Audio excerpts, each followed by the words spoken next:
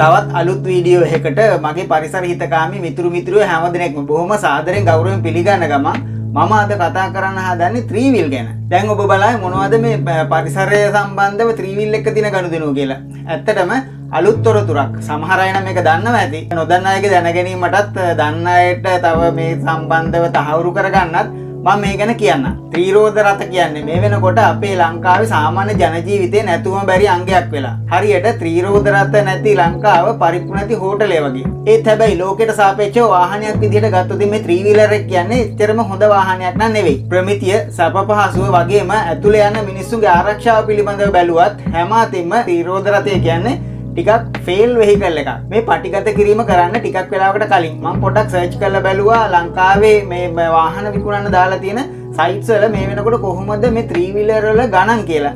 ඇත්තටම කිසිම ගැළපීමක් නැති ගණන් තමයි මෙමය දාලා තියෙන්නේ. ඉතින් ත්‍රිරෝද රථයක් මේ ලක්ෂ 10ක් විතර ගණන් දාලා තියෙනවා. මේක ඇත්තටම මෙච්චර වටින්නේ නැහැ කියලා තමයි මගේ හැඟීම. කොහොම වුණත් මේ ලංකාවේ දැනට පාවිච්චි වෙන 3 wheeler වලින් බොහෝමයක් ඉන්දියාවේ හදලා ලංකාවට ගෙන ආපු නිෂ්පාදන ඒ වගේමයි මේවා ධාවනය කරන්නේ පොසිල ඉන්ධන දහනය කරලා. එහෙම නැත්නම් ඩීසල් හෝ පෙට්‍රල් වලින්.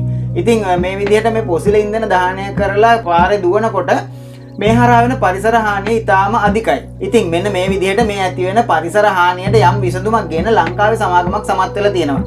මේ සමාගම තමයි ඔබ අපි කවුරුත් දන්න වේගා සමාගම.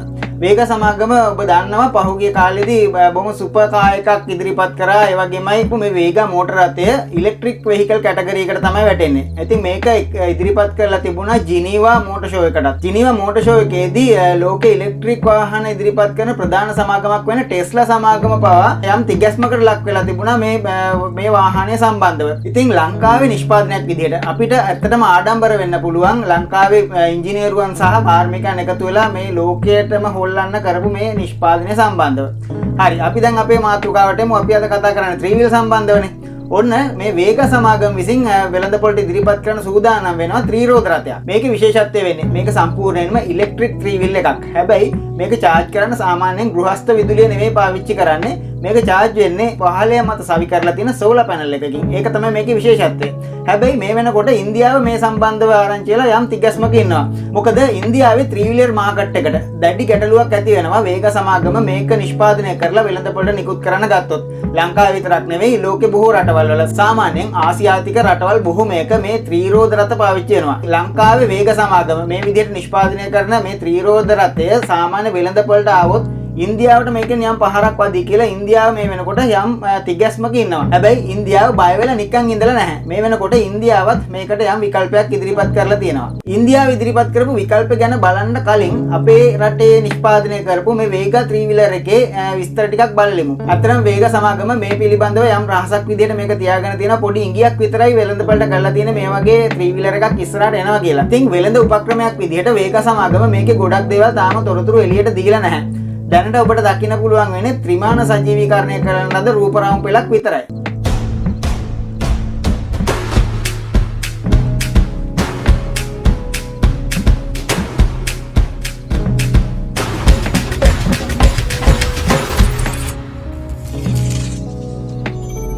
අපි දන්න වේග කාර් එක නම් කාබන් ෆයිබර් බොඩි එකකින් සමන්විතයි. නමුත් මේ 3 wheeler එක නම් මොනවෙන් හදලාද කියන අපි දන්නේ නැහැ. බොහෝ විට මේක සාමාන්‍ය තහඩු වෙන්න පුළුවන්. ඒ වගේම වහලේ මත සෝලර් පැනල් එකක් හයි කරලා තියෙනවා. මේ සෝලර් පැනල් හරහා ජනනය කරන ඉලෙක්ට්‍රිසිටි එක බැටරි වල charge කරලා මේ charging තමයි මේක ධාවනය කිරීම සිද්ධ වෙන්නේ.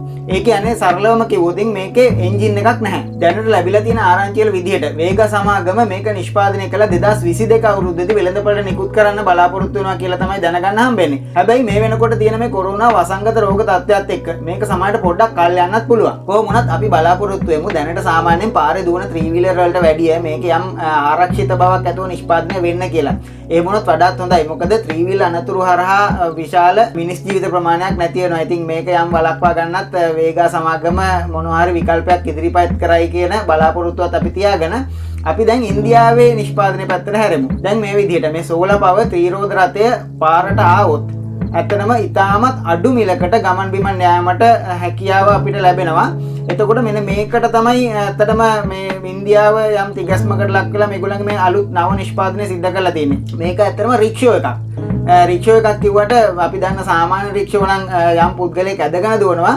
මේක එහෙම නෑ මේක solar powered rickshaw එකක්. එතකොට මේ rickshaw මත සාමාන්‍ය solar panel එකක් හයි කරලා තියෙනවා. ඒකෙන් නැවත බැටරි charge කරලා මේ rickshaw එකට අවශ්‍ය කරන බලය ලබා ගන්නවා. ඒ වගේමයි තනි පුද්ගලයෙක් බයිසිකලයක් පදින ආකාරයට තමයි මේක ධාවනය කරන්න සූදානම් කරලා තියෙන්නේ. ඉන්දියාව මේ අලුත් රික්ෂෝ නිෂ්පාදනය ලෝකයට ඉදිරිපත් කරන්න කලින් ටෙස්ට් රන් එකක් විදිහට තමන්ගේ ජනාකීර්ණ නගර බොහොමයක දැන්ට ධාවනය යොදවලා තියෙනවා. ඒකත් ඉතාම සාර්ථකයි කියලා තමයි ඉන්දියා ටුඩේ වෙබ් අඩවිය වාර්තා කරන්නේ. ඒ කොහොම වුණත් පරිසර හිතකාමීන් විදිහට අපිට නම් සතුටු වෙන්න පුළුවන් මේ විදිහට මේ ලෝකයේ ඇති වෙන නව ප්‍රවණතා සම්බන්ධව. මේ විදිහට අනාගතයේ වෙළඳපළට එන විදුලි මෝටර රථ එහෙමත් නැත්නම් විදුලි ත්‍රිරෝධ රථ වගේ දේවල් ඇත්තටම පොසිල ඉන්ධන දහනය කරලා ක්‍රියාත්මක වෙන එන්ජින් සහිත වාහන වලට වැඩිය 100% පරිසර හිතකාමී නිසා පරිසරයට ආදරය කරන අපි වගේ අයට නම් මේක බොහොම සුබ ආරංචියක් වෙනවා. ඉතින් ඒ විතරක් නෙවෙයි මේ ගැන තොරතුරු හොයනකොට මට තවත් තොරතුරක් දැනගන්න හම්බුණා. සාමාන්‍යයෙන් ලෝකේ ප්‍රධාන පෙළේ මෝටර රථ නිෂ්පාදන සමාගම් බොහොමයක් මේ වෙනකොට ඉලෙක්ට්‍රික් වාහන නිපදවන්න පටන් අරගෙන ඉවරයි. මේ වාහන බොහොමයක් charge කරන්නේ සාමාන්‍ය